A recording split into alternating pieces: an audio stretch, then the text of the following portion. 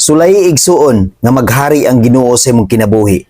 Sulay pagpapuyo ang Espiritu sa Dios sa imong kinabuhi ug imong makita ug imong mabati ang kalig-on nga gihatag sa Ginoo kanimo, nga lahi nga kalig-on kumpara sa imong kaugalingong kusog. Ug kun maghari ang Ginoo sa tong kinabuhi igsuon, ato gayong mabati nga tultulan kita sa Ginoo sa dalan nga paingon gayud sa iyang gingharian ug dili sa dalan nga paingon sa kalaglagan. Tudluan kita sa Dios igsuon kung unsaon pagkinabuhi nga matarong nga adunay Dios, unsaon pagkinabuhi nga magmatinumanon ug masulundon sa iyang kabubuton. Tungod kay ang tinuod nga Kristohanon, ang tinuod nga adunay Dios, aduna gayud kanay kabag-uhan sa iyang kinabuhi.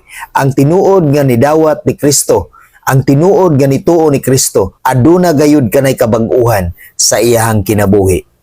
Salmo 23, versikulo 3. Gilig-on niya ako, gitultulan niya ako sa dalan nga angay kong subayon, tungod og alang sa iyang ngalan.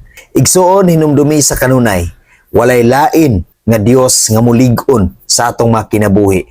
Walay lain nga Dios nga mulig-on sa atong mga kaugalingon. Walay laing Dios nga mutudlo kanato. Walay laing Dios nga mutultol kanato sa dalan nga angay natong subayon. Paingon ngadto sa iyang gingharian, paingon sa iyang kabubuton, ug dili katong dalan nga paingon sa kalaglagan. Dili katong dalan sa pagpakasala, kun dili katong dalan nga makapahimuot ngadto kaniya. God bless sa tanan.